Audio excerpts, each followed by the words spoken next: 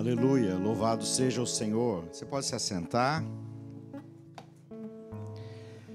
É uma alegria estarmos reunidos para adorar a Deus.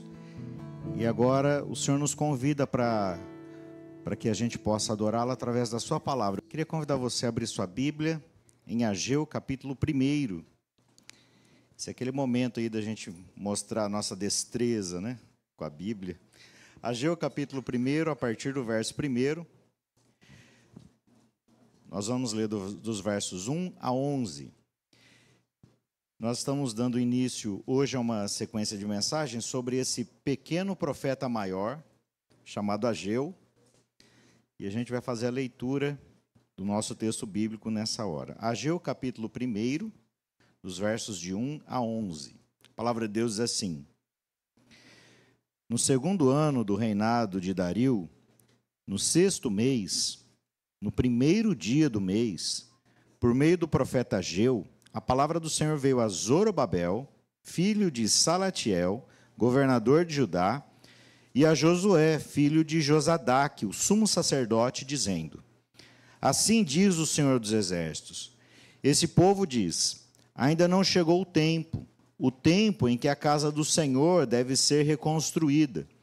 Por isso, a palavra do Senhor veio por meio do profeta Ageu, dizendo: Acaso é tempo de vocês morarem em casas luxuosas, enquanto esse templo permanece em ruínas? Portanto, assim diz o Senhor dos Exércitos: Considerem o que tem acontecido com vocês. Vocês semearam muito e colheram pouco. Comem, mas isso não chega para matar a fome. Bebem, mas isso não dá para ficarem satisfeitos. Põe roupa, mas ninguém se aquece. E o que recebe salário, recebe-o para colocá-lo numa sacola furada. Assim diz o Senhor dos Exércitos: Considerem o que tem acontecido com vocês. Vão até o monte, tragam madeira e reconstruam o templo.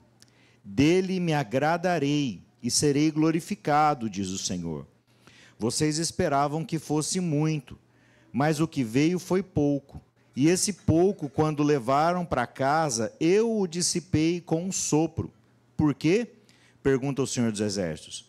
Porque o meu templo permanece em ruínas, enquanto cada um de vocês corre por causa da sua própria casa. Por isso, os céus retêm o seu orvalho, e a terra não produz os seus frutos. Fiz vir a seca sobre a terra e sobre os montes, sobre o cereal, sobre o vinho, sobre o azeite, sobre o que o solo produz, sobre as pessoas, sobre os animais e sobre todo o trabalho das mãos. Senhor, nós te louvamos e te agradecemos pela tua palavra, que é inspirada pelo Senhor. E que nessa hora, Senhor, pela tua graça, o Senhor venha iluminar a tua palavra na nossa mente, no nosso coração, para que ela seja vida na nossa vida. A tua palavra é a verdade. Que o seu nome seja nessa hora exaltado e glorificado, em nome de Jesus. Amém. Amém. Irmãos, temos esse... Eu amo esse texto do profeta Ageu. Quando o nosso pastor João, ele me disse que eu pregaria esse texto, eu fiquei muito feliz, porque esse texto é o texto que eu preguei na minha licenciatura, olha só, né? E eu trouxe muitas recordações, eu gostaria de estar refletindo nesse texto hoje com você. Em primeiro lugar, vamos entender o seguinte: o que está acontecendo aqui, né? Você sabe quem é o Ageu? Você sabe quem é o Zorobabel, o Josué, o Dario, né? Que povo é esse, pastor? Vamos entender o que está acontecendo aqui nos dias do Ageu, quando ele diz essas palavras. Inclusive, o livro do Ageu, irmãos, ele é um dos livros assim mais claros do ponto de vista histórico da Bíblia. Ele dá identificação histórica de cada bloco. Ele vai de agosto a dezembro do ano 520 a.C. Então, todas as profecias de Ageu foram dadas de agosto a dezembro, passo a passo. Você vai lendo o livro, ele vai dando aí a identificação. Então, o segundo ano de Dario é o ano 520 a.C. O que está acontecendo aqui, pessoal? Vamos entender aqui um momento em que o Ageu está. Deus é bom, criou tudo muito bom, e Ele nos criou a sua imagem para que a gente expressasse essa imagem dominando todas as coisas, em adoração para a glória de Deus. Mas o que acontece em Gênesis 3? O ser humano caiu em incredulidade e idolatria, e ao invés de amar a Deus e a sua palavra, deu ouvidos à serpente e à sua palavra.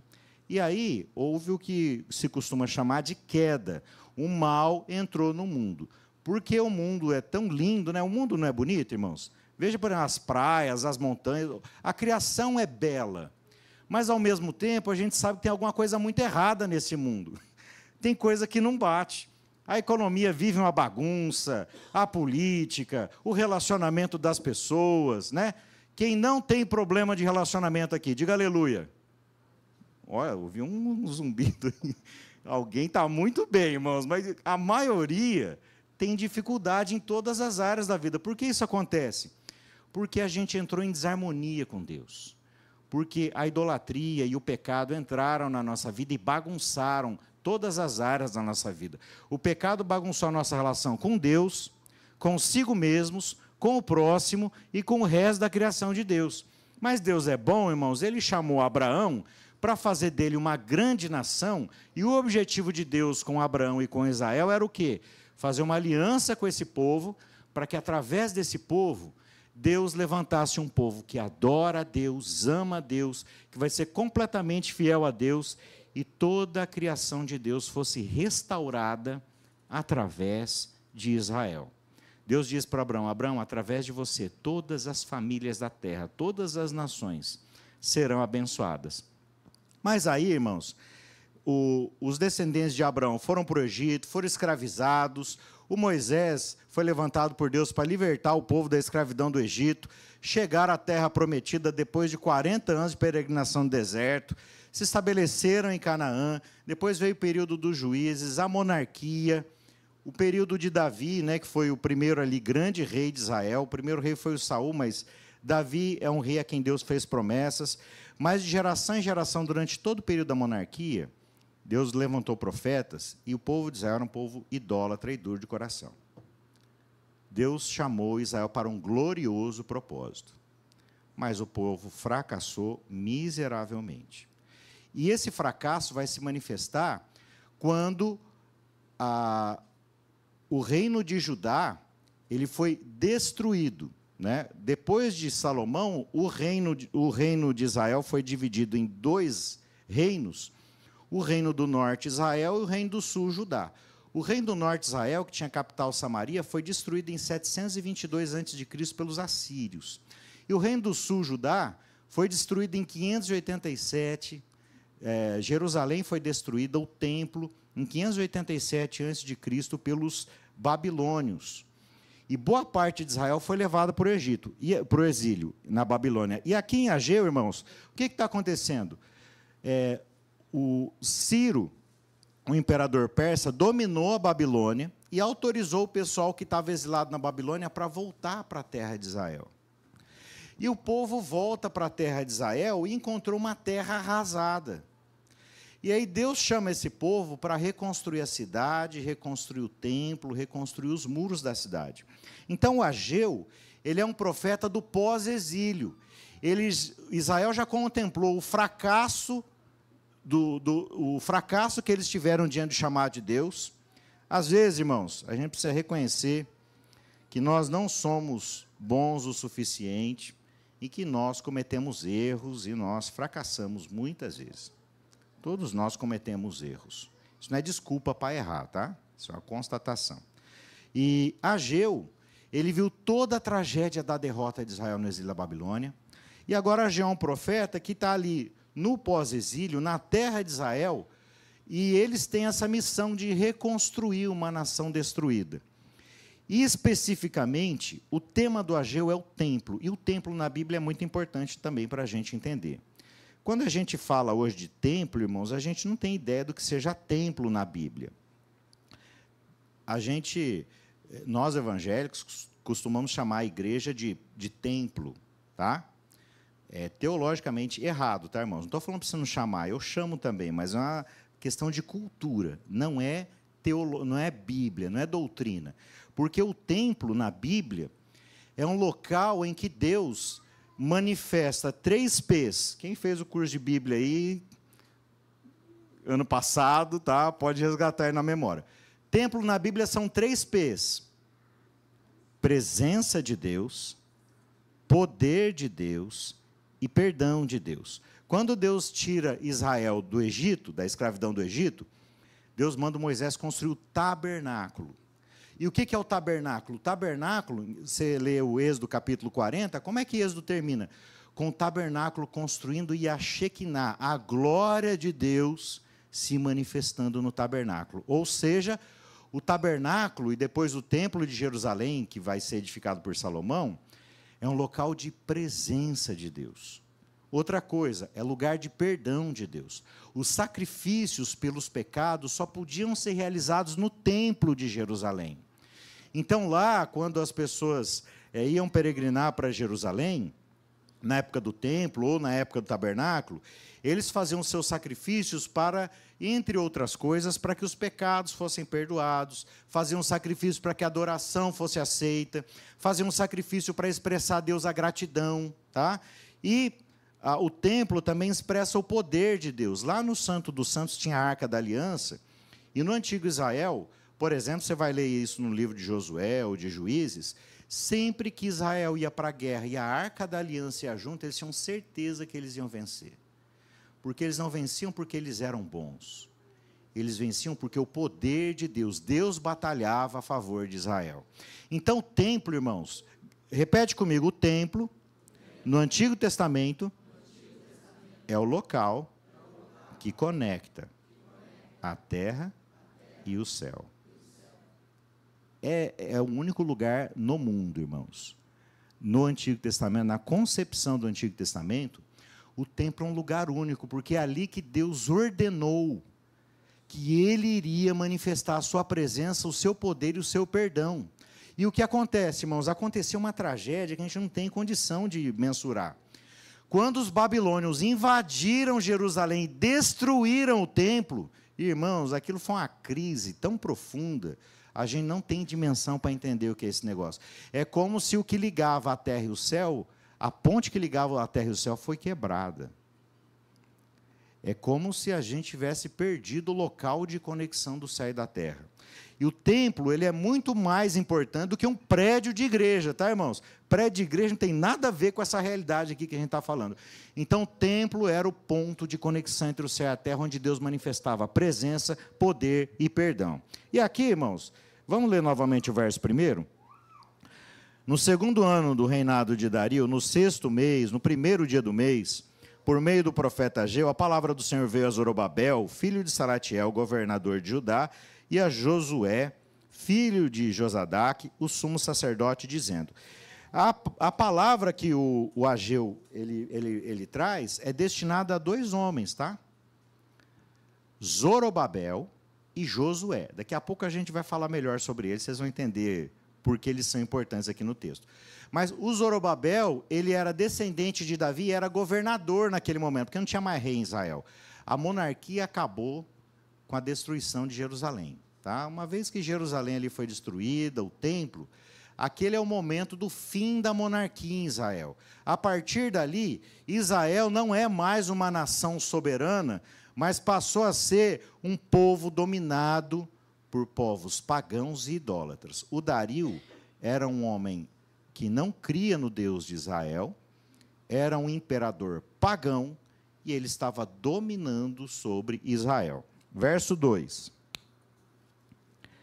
Assim diz o Senhor dos Exércitos, esse povo diz, ainda não chegou o tempo em que a casa do Senhor deve ser reconstruída. Por isso a palavra do Senhor veio por meio do profeta Ageu, dizendo, acaso é tempo de vocês morarem em casas luxuosas, enquanto esse templo permanece em ruínas? Portanto, assim diz o Senhor dos Exércitos, considerem o que tem acontecido com vocês. Vocês semearam muito e colheram pouco. Comem, mas isso não chega para matar a fome. Bebem, mas isso não dá para ficarem satisfeitos. Põem roupa, mas ninguém se aquece. E o que recebe salário, recebe-o para colocá-lo numa sacola furada. Verso 9. Vocês esperavam que fosse muito, mas o que veio foi pouco. E esse pouco, quando levaram para casa, eu dissipei com um sopro. E por quê? Pergunta o Senhor dos Exércitos. Porque o meu templo permanece em ruínas, enquanto cada um de vocês corre por causa da sua própria casa. Por isso, os céus retêm o seu orvalho, e a terra não produz os seus frutos. Fiz vir a seca sobre a terra e sobre os montes, sobre o cereal, o vinho, o azeite, sobre o que o solo produz, sobre as pessoas, sobre os animais e sobre todo o trabalho das mãos. Em primeiro lugar, irmãos, o Ezequiel, ele está dizendo o seguinte: o povo, ele tinha uma fala aqui. A fala do povo, não é tempo de edificar a casa do Senhor. Não é tempo de edificar a casa do Senhor. O povo estava em Jerusalém, o templo estava em ruínas, mas eles diziam, não é hora ainda de edificar a casa do Senhor. Por quê? Porque cada um estava preocupado apenas em edificar a sua própria casa. Cada um estava preocupado apenas com seus próprios interesses. Cada um achava que era o dono da própria vida, cada um achava que, como muita gente hoje, irmãos, eu fico apavorado aí quando eu vejo algumas coisas que estão acontecendo em algumas pregações hoje em dia, irmãos, é assustador, tá? É gente tratando Deus como se ele fosse o gênio da lâmpada, como se ele fosse o nosso servo, como se Deus fosse obrigado a fazer aquilo que eu quero. Esse não é o Deus que a Bíblia anuncia. O Deus que a Bíblia anuncia é um Deus soberano, poderoso, ele é bom, mas ele não é o teu capacho. Ele é bom, mas ele não está aí para ficar simplesmente acariciando as tuas vaidades. Ele não está à disposição para que a gente fique o manipulando para fazer dele o que a gente quer. Ele é o rei. Ele é o Senhor. E esse Senhor chega para o Ageu, para o profeta Ageu, e diz, Ageu, vai anunciar a minha palavra para o Zorobabel e a Josué. Esse povo, é uma expressão muito interessante, irmãos, aí no verso 2, assim diz o Senhor dos Exércitos, esse povo, irmãos, é uma expressão doída, tá? Geralmente Deus fala com o povo de Israel como meu povo. Quando ele fala esse povo, Deus está dizendo que é uma distância dele com o povo. Esse povo era um povo distante de Deus, distante da presença de Deus. Era um povo que estava distante de sonhar os sonhos de Deus. Era um povo que estava achando que o alvo da fé, da religião, é que a gente se dê bem, que eu me sinta bem e feliz, e que eu seja uma pessoa que tenha os meus problemas resolvidos. Não, irmãos. O alvo da fé é a glória de Deus. O alvo do culto, da adoração, é louvar e adorar a Deus. Agora, irmãos, é muito importante que a gente entenda o seguinte, Deus é bom, tá?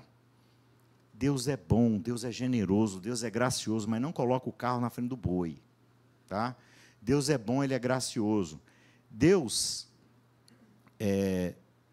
ele está chamando a atenção de um povo aqui rebelde, incrédulo, que não reconhece que Deus é o rei, que não reconhece que Deus é o Senhor, e que, no fim das contas, sempre se aproxima de Deus por algum interesse específico. Eu quero chamar a sua atenção também para o verso de número 4. Acaso é tempo de vocês morarem em casas luxuosas, enquanto esse templo permanece em ruínas? Portanto, assim diz o Senhor dos Exércitos, considerem o que tem acontecido com vocês. Deus chega para um povo que está preocupado só com os próprios interesses, só em edificar a própria casa, e ele faz uma pergunta muito interessante. O que tem acontecido na sua vida? E olha só, irmãos, Deus fala o seguinte, vocês têm comido, mas a fome não passa. Vocês têm bebido, mas não se satisfazem. Vocês têm se vestido, mas isso não é suficiente para aquecer vocês. Nada é suficiente. Vocês estão olhando para o próprio umbigo, para os próprios interesses, para a própria casa. E o que tem acontecido com vocês? Nada satisfaz. Nada é suficiente. Gosto muito, irmãos, de uma frase do Agostinho, que eu gosto sempre de citar. Agostinho, em Confissões, eu vou parafrasear Agostinho, ele diz o seguinte: Senhor, eu fui criado por Ti e para Ti, e o meu coração só encontra descanso em Ti. Você só vai encontrar satisfação em Deus. A gente pensa, irmãos, tem muita coisa que vai resolver os nossos problemas, né? Quanto dinheiro vai resolver teu problema? 10 milhões resolve teu problema? Tem gente que acha que ganhar 10 milhões resolve o problema. Você sabia que boa parte dos vencedores aí de grandes prêmios, né, da Mega Sena e tal, tem muita gente que morre. Alguns são assassinados porque ganharam o prêmio. Alguns levam um golpe, tá? Alguns abandonam tudo, acharam que agora que está com dinheiro, aí larga a mulher, larga a filha, larga tudo para trás e vai ver de qualquer jeito. Irmãos, às vezes, já vi vários casos de gente que, depois que ganhou muito dinheiro repentinamente, gastou tudo de maneira tão alucinada que, no fim das contas, termina com menos dinheiro do que tinha quando ganhou o prêmio. É um negócio assustador. Mas mesmo que você ganhasse dinheiro, administrasse muito bem, entenda o seguinte: o dinheiro não é suficiente para trazer satisfação na tua vida. O que vai trazer satisfação na tua vida? Eu gosto do texto da João capítulo 4, da mulher samaritana. A mulher samaritana era uma mulher que ela tinha vários relacionamentos amorosos, por isso que ela ia buscar água no meio-dia, irmãos, porque ela tinha vergonha de encontrar o resto das mulheres, no horário que as mulheres iam buscar água. Então, ela buscava água no horário mais difícil de buscar água. O sol estava queimando, era difícil aquele horário, mas ela ia meio-dia buscar água, porque ela tinha certeza que ali, naquele horário, ela não ia encontrar ninguém. Por quê? Porque Jesus fala assim: cadê o teu marido? Aí ela fala assim: Jesus, eu não tenho marido. Aí Jesus fala assim: você respondeu bem, você teve vários, esse que está contigo não é teu marido. Ou seja, eu me simpatizo com aquela mulher, irmãos, porque, na verdade, era alguém que estava querendo ser feliz. Mas ela achava que ser feliz é encontrar o relacionamento amoroso correto. E ela já teve vários, e nenhum resolvia. Não foi o relacionamento amoroso que trouxe paz e satisfação para o coração daquela mulher. Não é comida, não é bebida, não é dinheiro, não é prazer. Irmãos, a gente precisa de algo muito maior e muito mais profundo para a gente encontrar satisfação. E eu quero chamar a tua atenção, verso de número 7.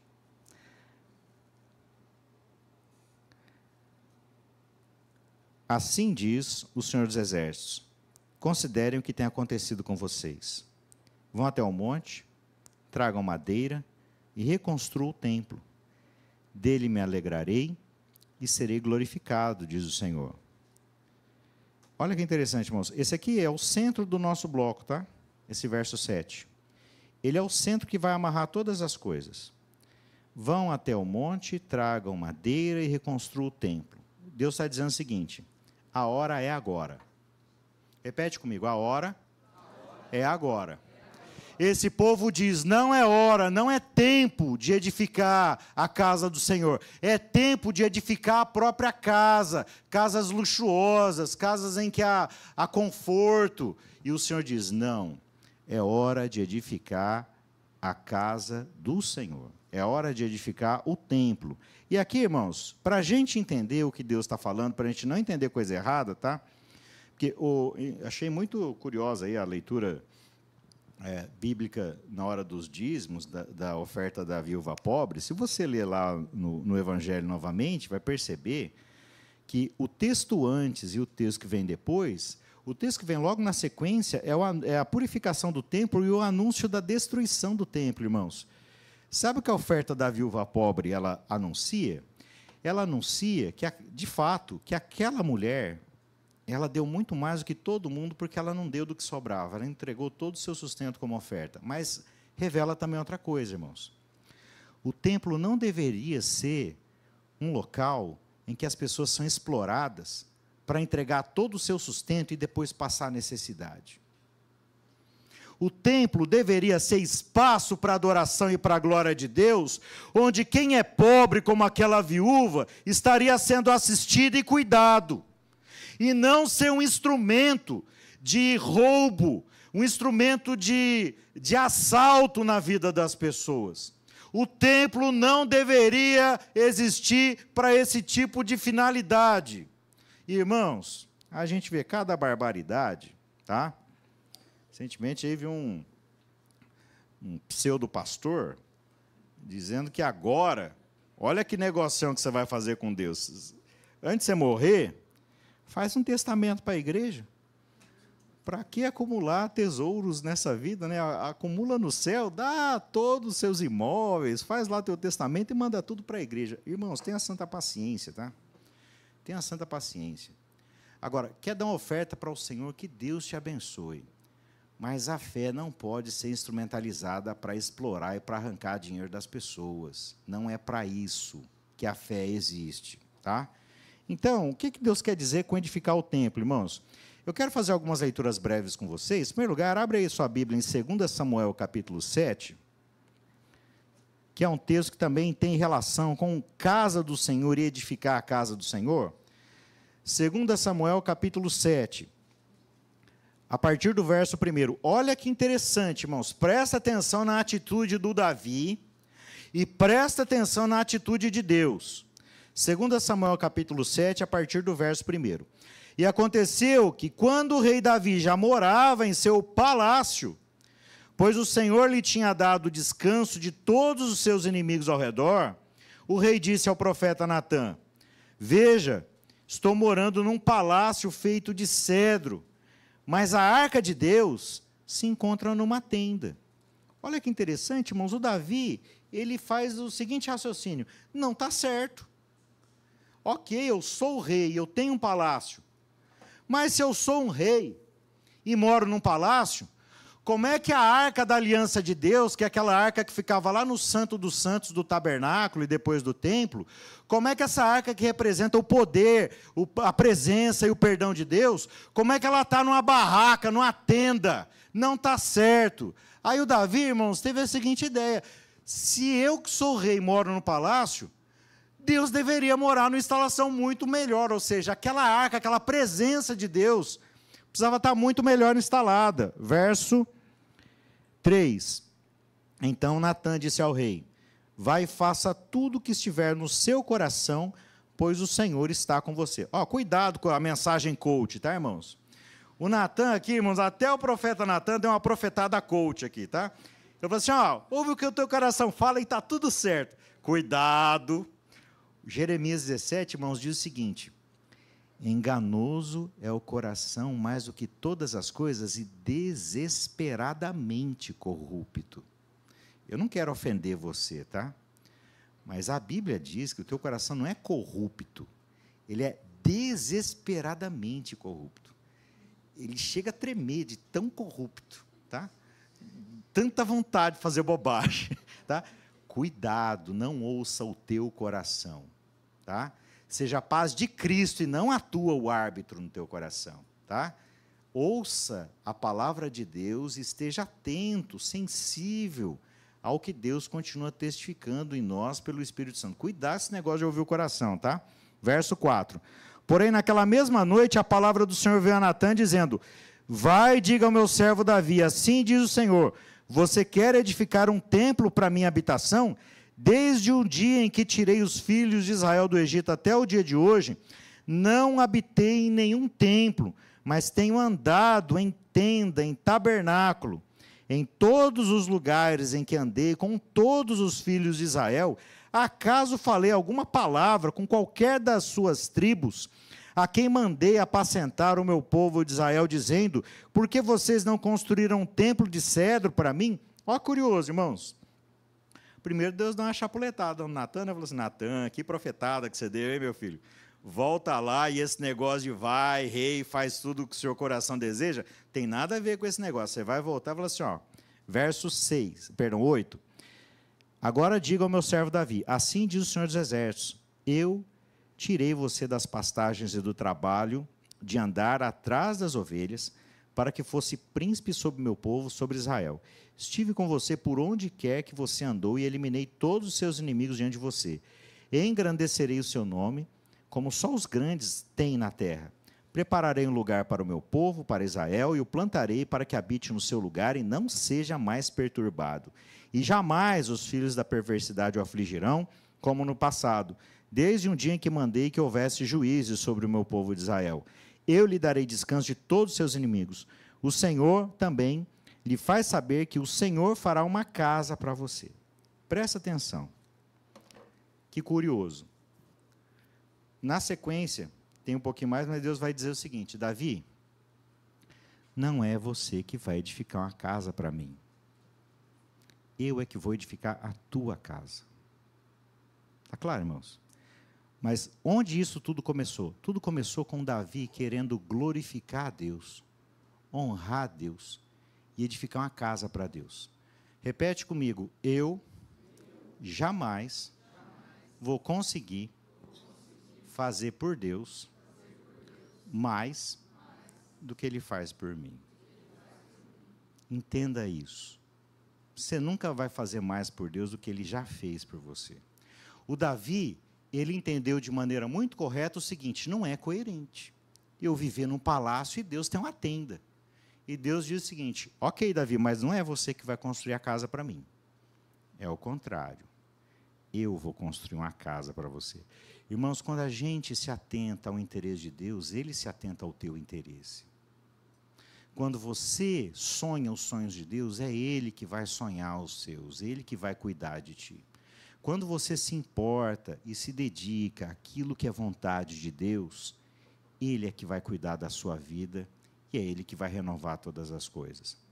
Prosseguindo, verso de número 12. Quando os seus dias se completarem e você descansar com seus pais, então farei surgir depois de você o seu descendente, que procederá de você, e estabelecerei o seu reino. Este edificará um templo ao meu nome, e eu estabelecerei para sempre o trono do seu reino. Eu lhe serei por pai, e ele me será por filho. Se vier a transgredir, eu castigarei com varas de homens e com açoites de filhos de homens. Mas a minha misericórdia não se afastará dele, como retirei de Saul, a quem tirei de diante de você.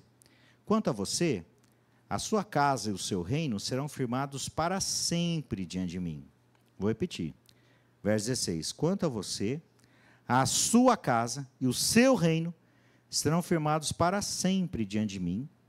O seu trono será estabelecido para sempre. Segundo essas palavras e conforme toda essa visão, assim falou Natã a Davi. Irmãos, olha que curioso. O Davi desejou edificar uma casa para o Senhor e o Senhor edifica uma casa para ele. Mas aqui em Ageu, Deus fala para o Ageu que o povo deveria edificar a casa. Qual é a diferença aqui, irmãos? É uma diferença de coração, tá? Davi estava com o coração em Deus, desejando a glória de Deus, desejando fazer a vontade de Deus. Agora, aqui em Ageu, o povo estava preocupado, cada um com seus próprios interesses, buscando os seus sonhos. Quando Davi diz que iria edificar uma casa para o Senhor, o que o Senhor disse para o Davi? Eu vou edificar a sua casa e ela vai ser estável para sempre. Meu Deus do céu, que promessa, hein, irmãos? Agora, olha o povo da época do Ageu. Cada um estava preocupado apenas com a sua própria casa e nada satisfazia. Por que isso acontece, irmãos? E o que significa hoje, no nosso contexto, na época do Ageu, a palavra de Deus estava apontando que o povo deveria amar a Deus, adorar a Deus e se importar com o templo de Deus que está em ruínas. Mas a pergunta é a seguinte, irmãos. Depois do Ageu, Jesus já veio, ele deixou a sua glória e veio ao mundo, ele viveu sem pecado, ele morreu na cruz pelos nossos pecados, ele ressuscitou e ele nos enviou o seu Espírito Santo. A pergunta é, o que muda para o que Deus tem para falar para a gente hoje, uma vez que a gente não está vivendo do Antigo Testamento? O que significa hoje a palavra edificar é a minha casa? O que significa hoje o chamado de edificar a casa do Senhor? E eu quero chamar a tua atenção, abre a sua Bíblia, em João capítulo 1, verso 14. Rapidamente aqui, irmãos, queria compartilhar 3 textos brevemente, para a gente entender o seguinte. Se no Antigo Testamento o templo era o tabernáculo e depois o templo de Jerusalém, o que é o templo de Deus hoje, irmãos? Vamos lá? O que é o templo hoje? Somos nós, tá? Mas você sabe por que nós somos o templo? Não sei se foi a pastora Mônica que comentou, que hoje em dia tem gente que fala, eu sou igreja, então tem gente que acha, já que eu que sou igreja, eu vou adorar a Deus do meu jeitinho. Isso é uma bobagem, tá? Vamos entender esse negócio direito, tá? João 14, a Bíblia diz assim, e o verbo se fez carne e habitou entre nós, cheio de graça e de verdade, e vimos a sua glória, glória como do unigênito do Pai. O verbo se fez carne e habitou. Em grego, irmãos, a palavra habitou aqui dá a ideia de armou a sua tenda, tabernaculou. Lembra o tabernáculo do Antigo Testamento? O tabernáculo era o lugar da presença de Deus. E quando o João diz que o verbo se fez carne e habitou entre nós, ele está dizendo o seguinte, o verbo se fez carne e ele armou a sua tenda entre nós. Sabe que tenda é essa, irmãos? É o verdadeiro templo. E o que é o verdadeiro templo, irmãos? O verdadeiro templo é Jesus, porque o templo é a presença de Deus. E quando o Filho de Deus se fez homem, onde é que estava a presença de Deus, irmãos? Naquele homem chamado Jesus. João capítulo 2, versos 19 a 22. Olha só que interessante. Jesus lhes respondeu, destruam esse santuário, e em 3 dias eu o levantarei. Os judeus responderam, esse santuário foi edificado em 46 anos, e você quer levantá-lo em 3 dias? Ele, porém, se referia ao santuário do seu corpo. Quando, pois, Jesus ressuscitou dentre os mortos, os discípulos dele se lembraram que ele tinha dito isso e creram na Escritura e na palavra de Deus. Jesus está dizendo o seguinte, destruam as pedras do templo e eu reconstruo em 3 dias. Sabe o que Jesus está dizendo de novo? O verdadeiro templo não é esse de Jerusalém, o verdadeiro templo sou eu. É por isso, irmãos, por exemplo, que no Novo Testamento, Jesus perdoa pecado. Aí os fariseus e os saduceus diziam para Jesus, como é que você perdoa pecado se só Deus pode perdoar pecado? Sabe o que os judeus estavam pensando? No templo. Porque para ter pecado perdoado, você precisava sacrificar no templo. Mas Jesus perdoava pecado sem fazer sacrifício no templo. Sabe por quê, irmãos? Porque Ele é o templo. Ele é o sumo sacerdote. Ele é o sacrifício. E Ele é o adorador que adorou a Deus sem pecado de maneira perfeita. É Cristo, é o templo. E quando, depois, abre aí sua Bíblia, na segunda carta de Paulo aos Coríntios, capítulo 6, a partir do verso 19, olha que coisa maravilhosa, irmãos. Você não vai entender porque a igreja é templo, se você não entender que, na verdade, o templo não é a igreja, irmãos. O templo é Jesus. E porque Jesus é o templo, é que a gente pode ser templo. Verso 19 de 1 Coríntios 6. Será que vocês não sabem que o corpo de vocês é santuário do Espírito Santo que está em vocês e vocês receberam de Deus e que vocês não pertencem a vocês mesmos, porque vocês foram comprados por preço. Agora, pois, glorifiquem a Deus no corpo de vocês. Por acaso vocês não sabem que vocês são o santuário de Deus e que vocês não pertencem mais a vocês? Irmãos, se eu não pertenço mais a mim, e se eu pertenço a Deus, eu devo buscar a vontade de quem? De Deus? Né? Agora, presta muita atenção. Quem crê que é igreja, que é santuário vivo de Deus, diga amém. Amém. Presta muita atenção, você só é santuário em Cristo. Agora, a Bíblia usa a metáfora, irmãos, do edifício, para dizer o seguinte, imagina que cada um de nós aqui é um tijolo, tá? Agora, imagina o seguinte, existe uma bela construção de tijolos. E dentro daquela bela construção de tijolos, tem 3 tijolos soltos. A pergunta que eu faço para você é, esses 3 tijolos são edificação? Sim ou não? Fazem parte daquela construção? Não. Quem faz parte da construção, irmãos, está firmado na parede. Presta muita atenção.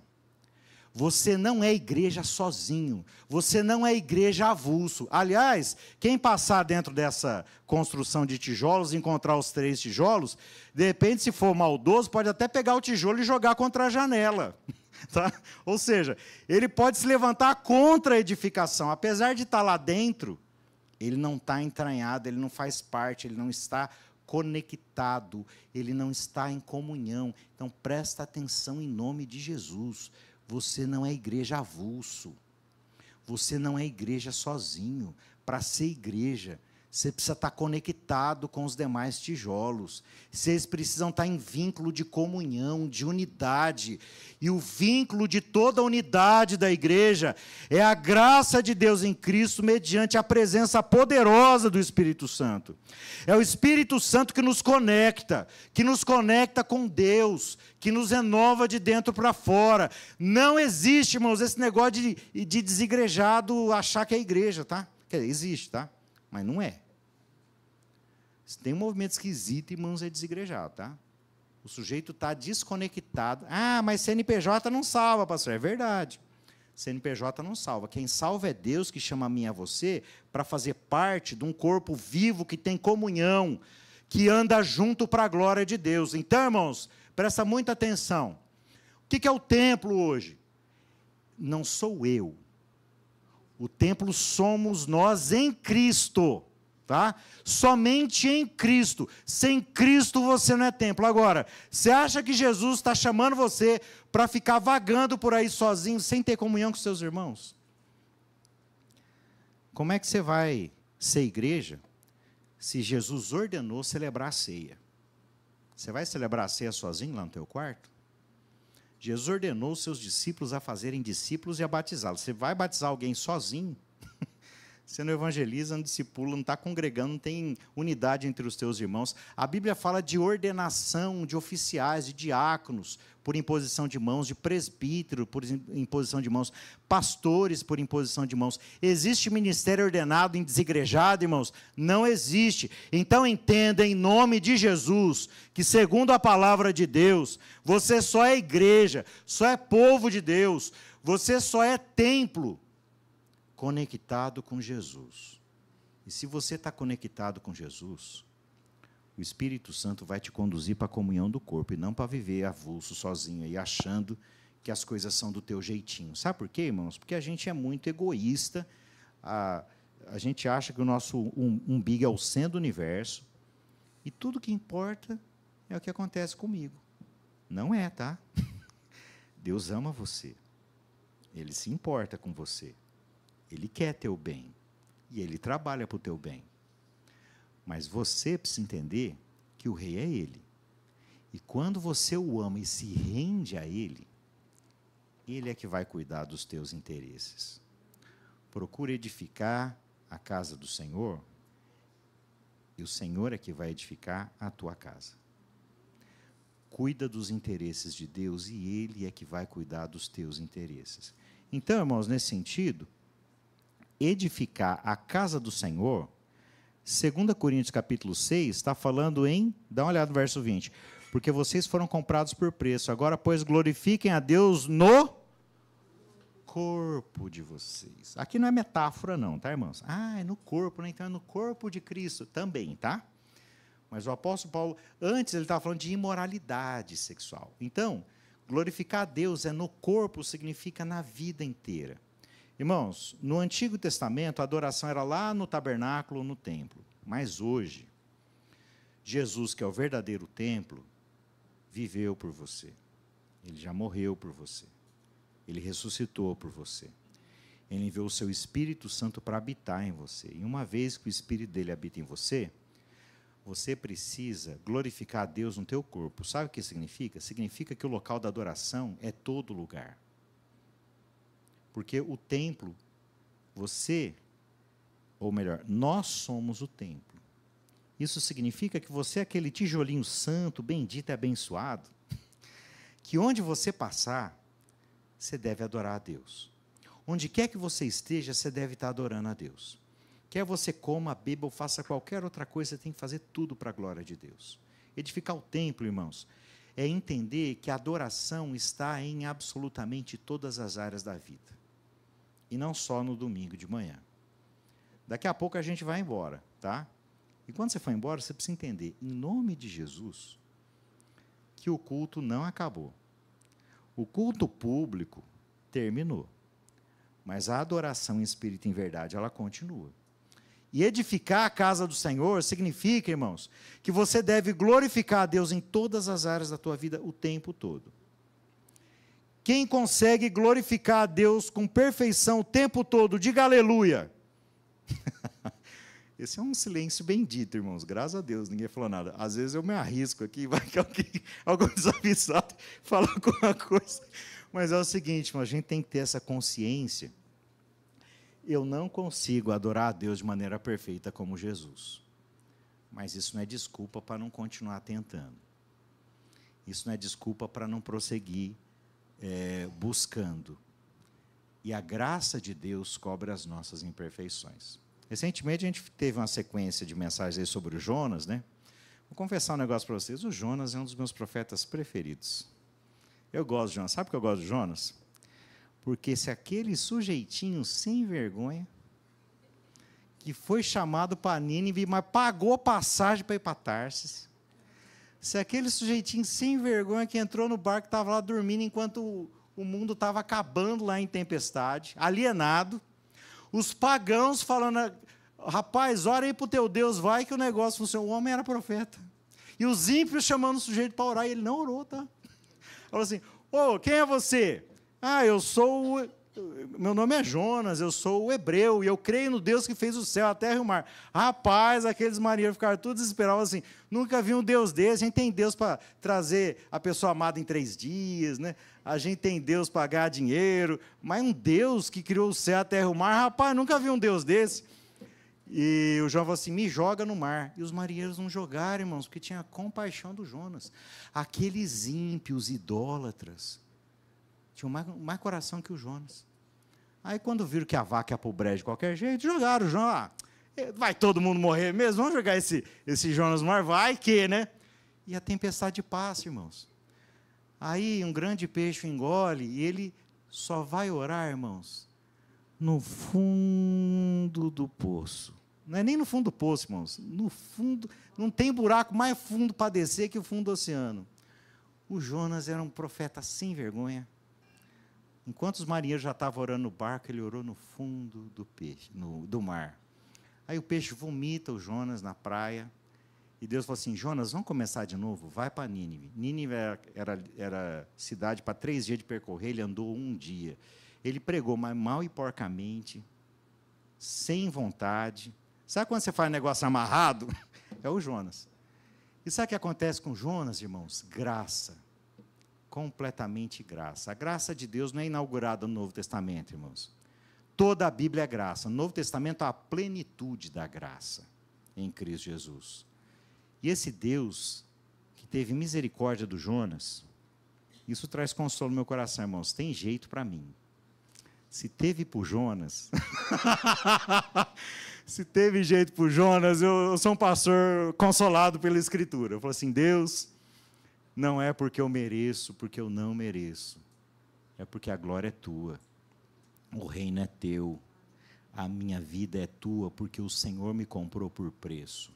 Eu pertenço a ti. E porque eu pertenço a ti, reconstruir o templo hoje, irmãos, significa restaurar o culto em todas as áreas da sua vida, porque o Espírito de Deus habita em você. E você só é templo em Jesus. A Jesus toda a honra, toda a glória e todo louvor. É só nele que você vai encontrar a satisfação. É só nele. Já vi muita gente, irmãos, com uma situação de vida bem confortável, uma bela família, mas que nada satisfaz no coração. Eu já vi muita gente lascada, pobre, que só leva a bordoada, mas você olha para a pessoa, uma pessoa feliz, uma pessoa que tem alegria e satisfação. O segredo, irmãos, é Jesus. Creia em Jesus. Adora a Jesus.